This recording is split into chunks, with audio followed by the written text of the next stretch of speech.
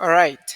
So here is a tutorial sheet for the Copperbelt University, and we are going to go as far as we are able to go for today to make sure that we get to answer a lot of questions. On the first topic, it's more a combination when you look at this paper, measurements and also some part of stoichiometry or the more concept. Okay. So the first one, discuss the various steps involved in scientific method. Discuss the various steps involved in scientific method. Now, here we are talking about scientific method. Maybe someone should know what this thing called scientific method is. So, imagine you are trying to come up with something new. For example, the way uh, people like Neil Bohr, the people like Isaac Newton, the people like Albert Einstein, when they were discovering things. Remember, they didn't just get to discover, they just found something there and they got to conclude. There were a series of experiments, there were a series of theories which were put by, which were later on proven, experimented on, and then concluded to be true. So, when you are talking about scientific method, it's simply the process of establishing facts through testing and experiment. Okay, so you want to identify what is a fact here. Now, you not just conclude like that. You have to test and also get to experiment. So that is basically when you're talking about the same scientific method. Now, what are the steps which are involved in you deducing a fact? All right. Remember what saying for you to conclude or to get a fact from a test and experiment. You have to do this repeatedly, right? For you to deduce a fact, you have to carry out a test or an experiment. So, what are the steps that you get to take for you to be able to deduce a fact like that? So there are basically 7 steps involved in scientific method when you want to determine a fact scientifically. For example, the way they go to conclude about atoms and these other things. So the first thing that gets to happen is that you ask a question. Okay, you ask yourself a question. What really do you want to discover, or what do you want to know? What do you want to know if it is a fact or not? So that is the first thing that you are going to do. You get to what? Ask a question. That is the first stage out of the 7. From asking the question, the next thing that you are going to do is perform a research. That's the next thing. Remember, you have asked yourself a question. For example, what is matter? That's a question you've asked yourself. You have to perform a research to see what other people say about that thing that you want to research about, or that thing that you want to conclude about. So you get to make a research to see just what other people say. Okay, so you perform a research. The next thing after performing a research, you are now going to establish hypothesis. That's the third one. Establish hypothesis. Do we have anyone who can help what an hypothesis is? Anyone? Yes, please.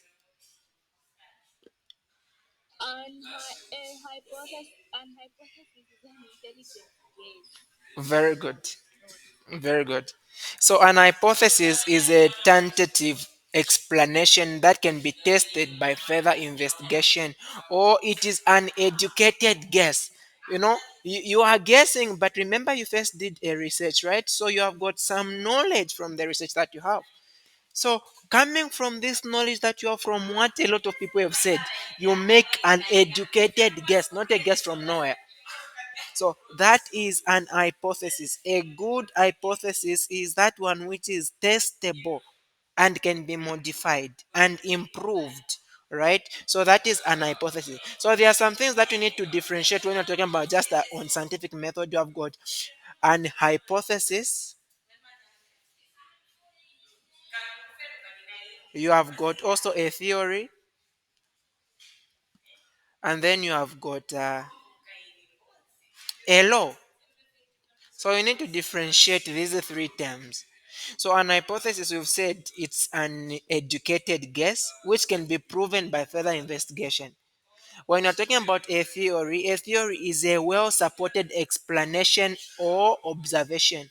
It is well supported, right? For example, atomic theory of matter. It is a well supported explanation or an observation. Like you've been seeing this trend, all right? This trend is always happening. It is always happening like that. So you are going to make a conclusion. So that is a theory. For example, the Pythagoras theory. So it is a well observed explanation or well supported observation.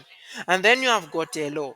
Now, a law is a statement that summarizes the relationship between variables. All right? A statement that is going to summarize the relationship. For example, you're going to say P1 V1 is equal to P2 V2. This is called Ball's law. This is an this this one you're able to see is a statement that is going to summarize the relationship between variables. That is what? A law. You also have so when you're talking about first an hypothesis, so an experiment mostly is going to be controlled.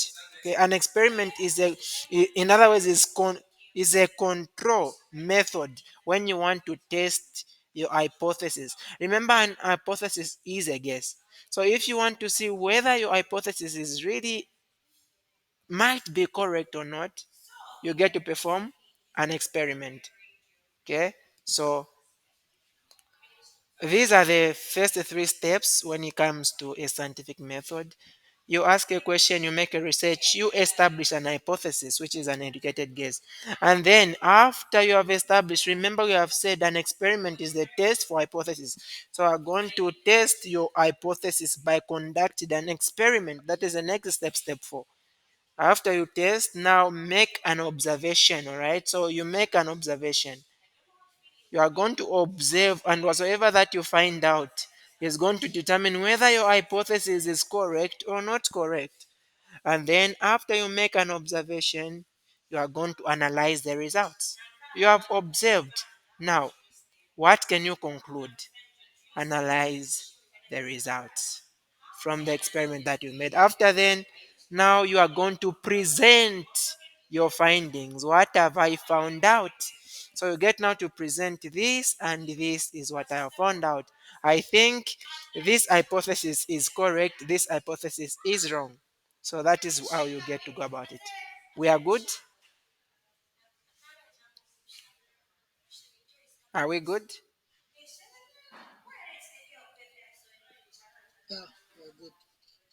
Okay. So the next question, convert the following. Convert each of the following. We have got 450 centimeters cubed to decimeters cubed.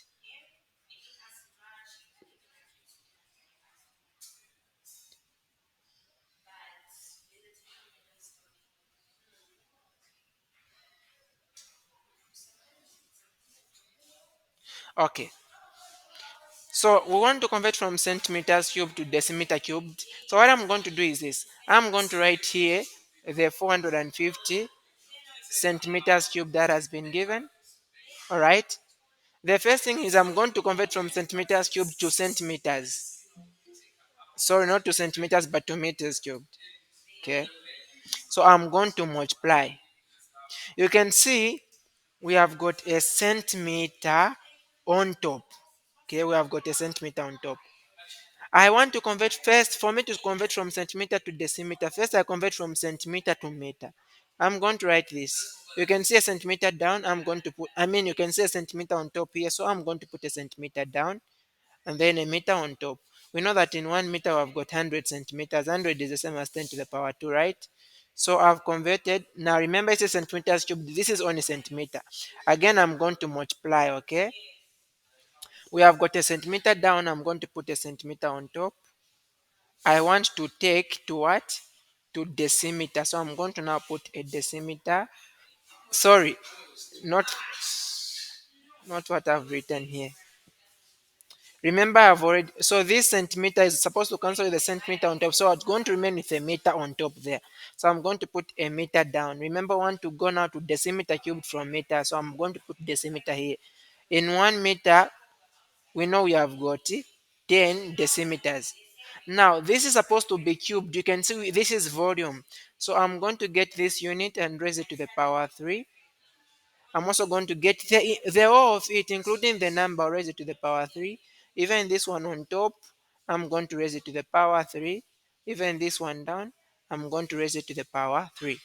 So what we are now going to have is 450 centimeters cubed times 1 cubed is to just be 1, and then we're going to have meters cubed divided by 10 squared to the power 3.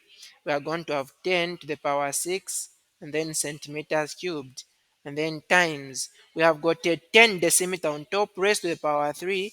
That is going to be 10 to the power 3 decimeters cubed, and then divided by 1 meter down to the power 3. That would be 1 meter cubed. So see how the units cancel out. The centimeter cubed cancels with the centimeter cubed. The meters cubed cancels with the meter cubed. 10 to the power 3 can go into 10 to the power 6. So we're going to remain with 10 to the power 3. So 10 to the power 3 into 450, that is going to be 0.45 decimeters cubed. So that means that 450 centimeters cubed is the same as 0.45 decimeter cubed. Please, you are free to ask if you have got a question anyway.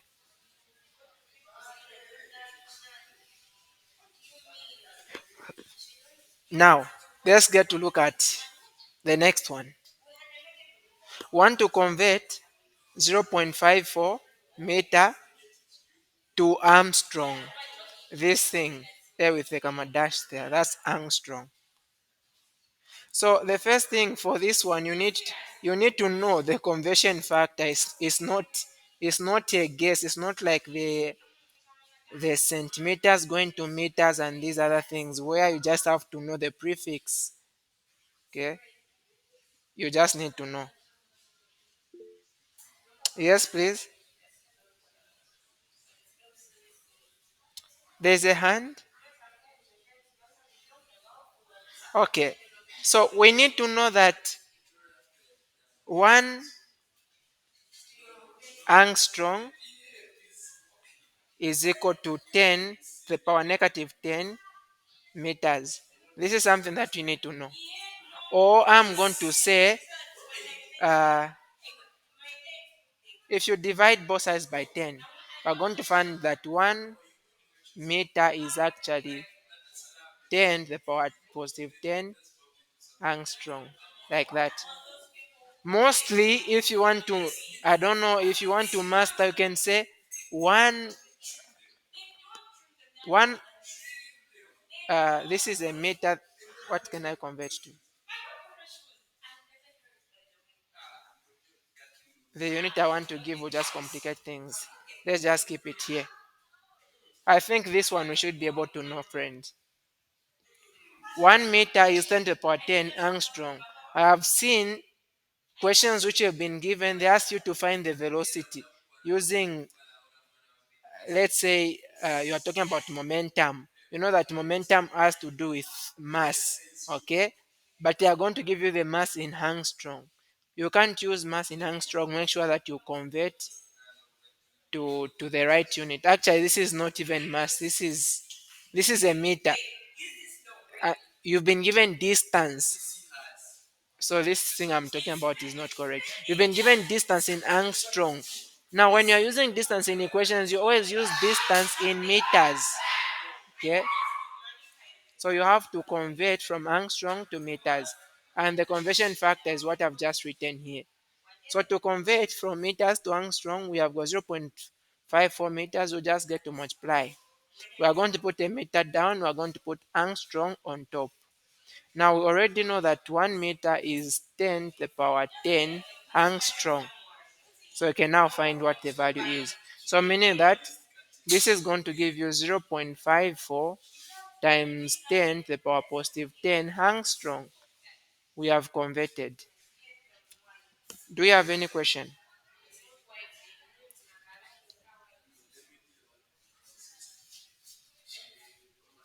Any question? Are we good?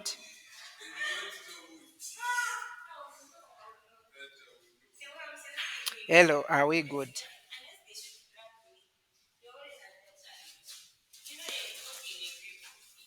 Yes, we are good.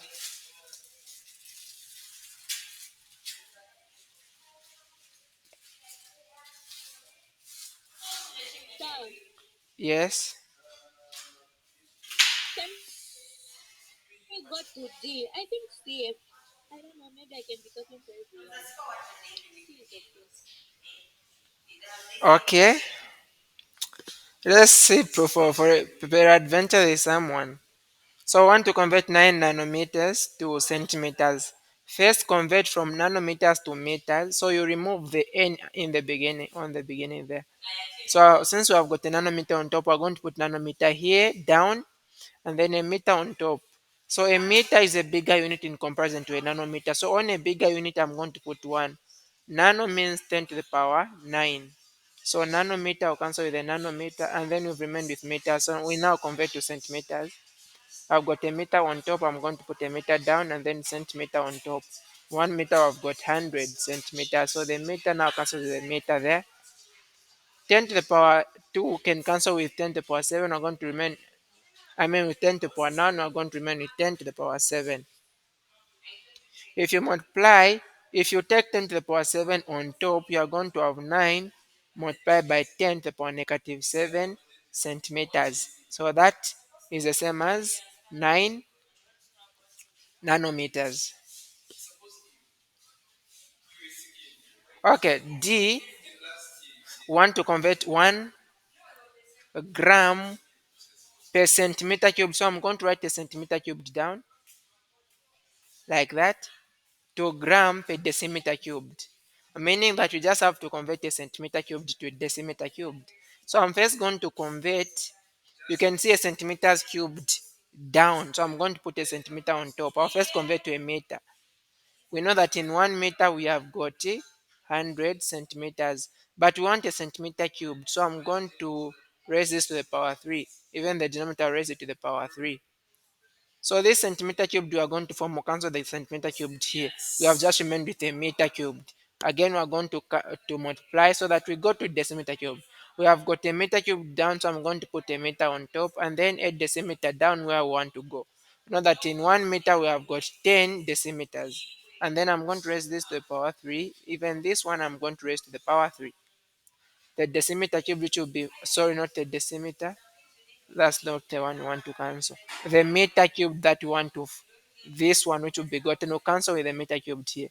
So you can see this is 10 to the power 2 raised to the power 3. That is going to be 10 to the power 6.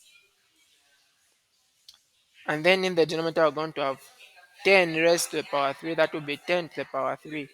So 10 to the power 3 can go into 10 to the power 6. And the answer will just be 1000 decimeter cubed. Okay. Actually, it is gram per decimeter cubed because I've got a gram on top. So the answer is 1000 gram per decimeter cubed. I hope that is okay. If you are not clear, please be free to ask. I think we can convert the rest, converting E and F. So we can go to question 3. For each of the following pairs, determine which quantity is larger. For each of the following pairs, determine which quantity is larger. So we have got 500 centimeters and 0.56 meters. Which one do you think is bigger?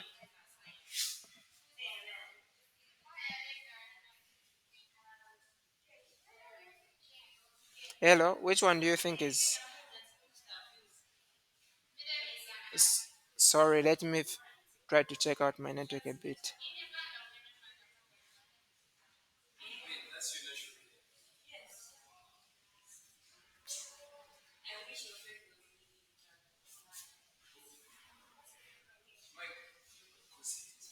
Are, are you able to get me? Yes, we're able to get it. Okay. So which one? The right one Yes. is 0.56. Okay. So just convert these centimeters to convert as the 500 centimeters. You are going to deduce which one is big. So 500 centimeters, convert it to meters. Just divide by 100. That is going to give you 5. Okay, meters. And then you are comparing with 0.56 meters. So which one is big? 5 meters or 0.56 meters?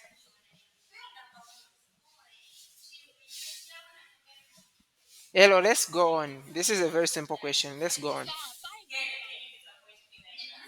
So 500 centimeters is bigger than 0.56 meters, isn't it? Okay. So you need to convert to the same unit if you want to identify which one is bigger. Otherwise, you end up concluding wrongly. You want to determine which one is bigger, 5 decimeter cubed or 3.2 meters cubed. Which one do you think is bigger than the other?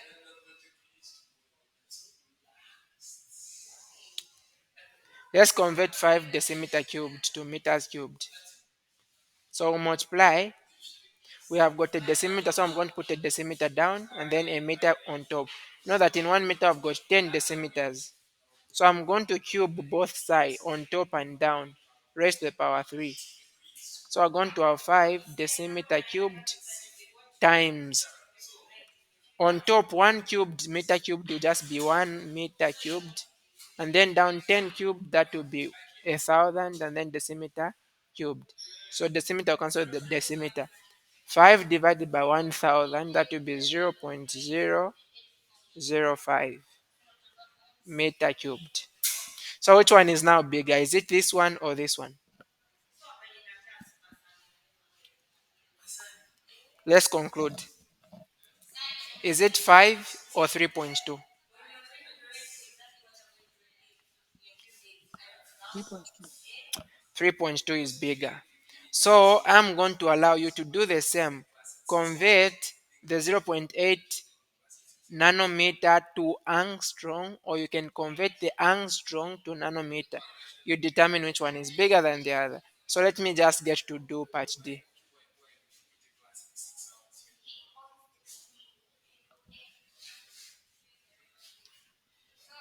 Yes, Sylvia, the class is being recorded.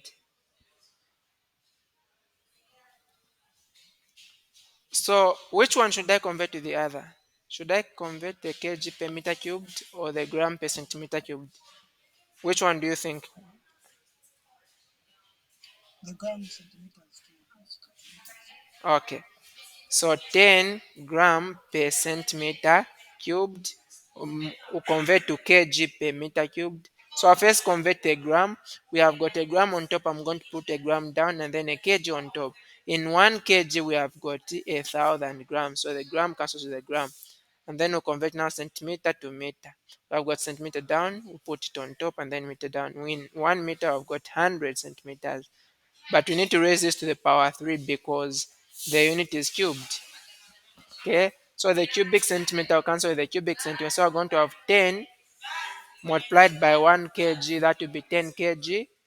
And then 10 to the power 2 to raise to the power 3, that will be 10 to the power 6. In the denominator, we're going to have 10 to the power 3 multiplied by meter to the power 3. 10 to the power 3 can go into 10 to the power 6, that will be 10 to the power 3. So the answer there is 10 multiplied by 10 to the power 3 kg per meter cubed. Okay, this. So which one is bigger? Is it this one or this one?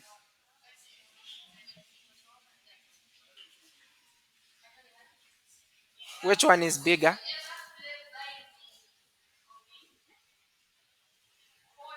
The 10. The 10.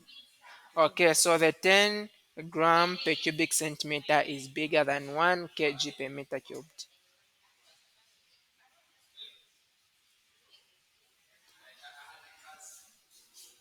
So question number 4. In connection with scientific measurements, explain the following. The first one, two parts of a quantitative measurement. Two parts of a quantitative measurement. Does anyone know the parts of a quantitative measurement?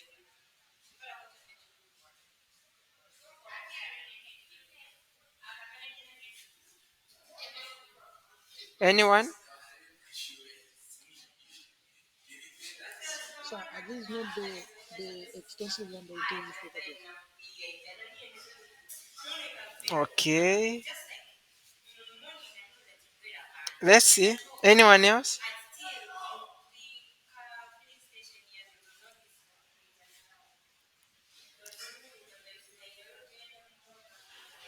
No one. So by the What was the question? you can read. So when you're talking about a quantitative measurement, this is a measurement which is counted and expressed by a numeric value. Examples like you count how many trees you have. Now, if you are using that, I don't know really what the question is asking about, but using that from what we know, a quantitative measurement should have this and this. Okay, we have got these two parts. We have got the number and the unit. If that's not what they're asking about, then I don't know what they're asking about. So that is what we're able to mention on that one. Give the difference between a qualitative and quantitative measurement. This one is simple, friends. Let's go on. What would be the difference between qualitative and quantitative measurement?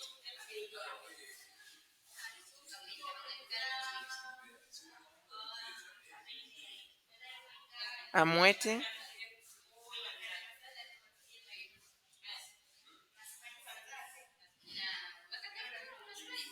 You people, we don't know anything. We don't know anything about quality and quantity. What's the difference between quality and quantity? Just anything that you can give.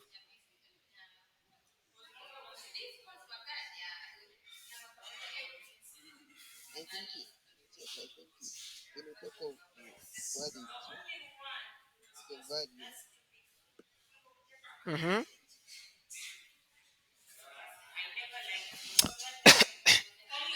All right. So when you're talking about, okay, you can go on. So, So I think so because I think so. okay, if you talk about quantity, you basically are talking about numbers, right? How much? When you're talking about quality, is how good. Okay, so most of the people go for quantity instead of quality because you've seen they are a lot. You don't even look at whether it is good or not. So that's the difference. So quantitative data is numbers based. So quantitative is based on numbers or countable or measurable things. That is quantitative, something that you're able to count or measure, right? But qualitative data is interpretation based. It is based on interpretation or descriptive or relating to a language. So quantitative data is going to tell you how many or how much or how often. Now, qualitative data can help you to understand why and how, right? So, for example, when you're talking about qualitative, you're going to talk about labels. So, like, for example, on bottles, there are labels. For example, you find brown eyes, vanilla flavored, all those. You see, they're talking about the quality. But the quantity you hear of 750 mils, that is just a number, right? So let's get to differentiate between accuracy and precision. Who can differentiate for me? Accuracy and precision.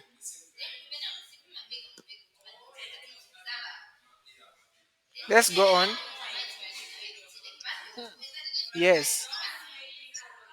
yeah. So accuracy, this is how numbers are close to the true value, while precision, this is how numbers are close to each other. All right. Thank you so much. So if you have got a measurement, let's say you found 2 milliliters. Let me not include the units. I'll just make my space more. You found 2.0. You found 2.1. You found 2.12. You found 2.01. Okay, the actual value is supposed to be a 2. Because these values are closer, let me say the actual value is supposed to be 3. Because these values are closer to themselves, it means they are precise. But because if you want to determine the accuracy, you need to get these values, find their average. So add them and divide by how many they are. That answer that you get now, compare it to this one. Some of you might be doing a lab on this one, the lab on accuracy and precision. To determine accuracy, those measurements you've taken, add them, and then divide by how many they are, and then compare the final answer to the actual value, right? So that will give you accuracy. How true is a measured value, or how close is a measured value to the true value. Now let's differentiate between systematic and random errors. Who can help? Systematic and random errors.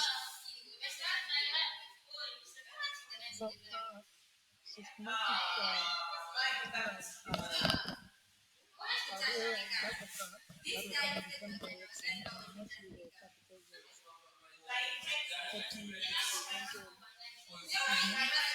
Okay. The, then random errors, these are measurements that have equal chances of being high and low, and mostly they occur because of lack of measurement skills. Okay. So imagine you are measuring volume. Instead of your cylinder starting reading from 0, it starts reading from 5 milliliters. So there is nothing, but it is reading 5 milliliters.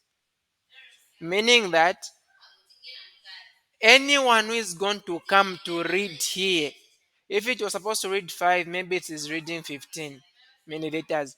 Anyone who comes, whether it is an expert or a student, they will still read the same thing, because it is not them who are wrong, but the experiment or the instrument itself has got a fault. So such an error is a systematic error, and a systematic error is biased, meaning that it will always occur in the same direction. Everyone who is going to come and read will always read 5 milliliters more or 5 milliliters less, because the instrument is the one which is wrong. So it is biased, it always goes in the same direction. So if one finds that there is a 5 milliliter error, another one will also find the same. But a random error is an error that mostly the one performing the experiment is going to find. For example, you are trying to check volume in this test tube.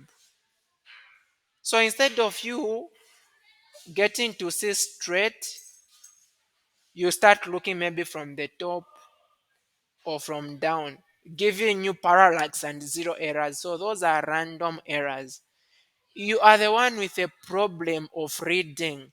Or for example, this was supposed to read 10, but because of a mistake, I don't know, maybe someone was drunk, they saw a 15. So that is a random error, right? Now, most random errors, you can't avoid them because they are part of us. At some times it can just be the wind.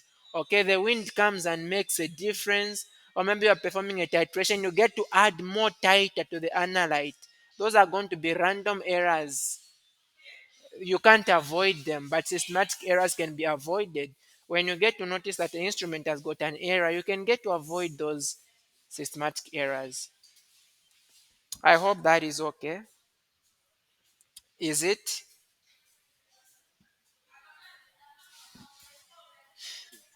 Yeah. Okay, so let's go to question number 5. A foundry releases 800 kg of gas into the atmosphere per day. The gas contains 3.2% sulfur dioxide by mass. What mass of sulfur dioxide is released by the foundry every week? Okay, so let's first find the mass of the gas that is released per week. So we've been told 800 kg of gas is released into the atmosphere per day. So what are we saying? We are saying 800 kg per day. So let's convert a day to to to what? So we have got a day on top. We are going to convert to a week, isn't it? Since we can go direct from a day to a week.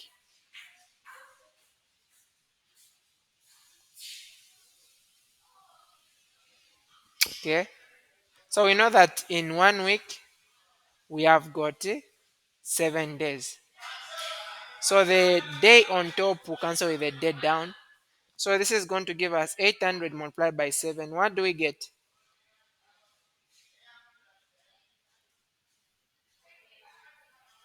56. So that is going to be 5,600 kg per week. This is how much gas is released per week.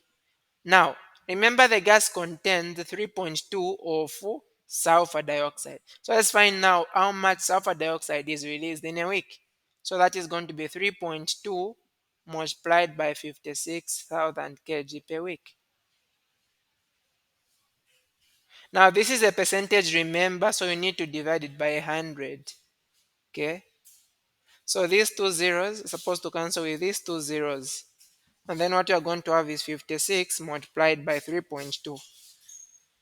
So that is going to be 179.2 kg per week. So this is how much sulfur dioxide is going to be released in a week.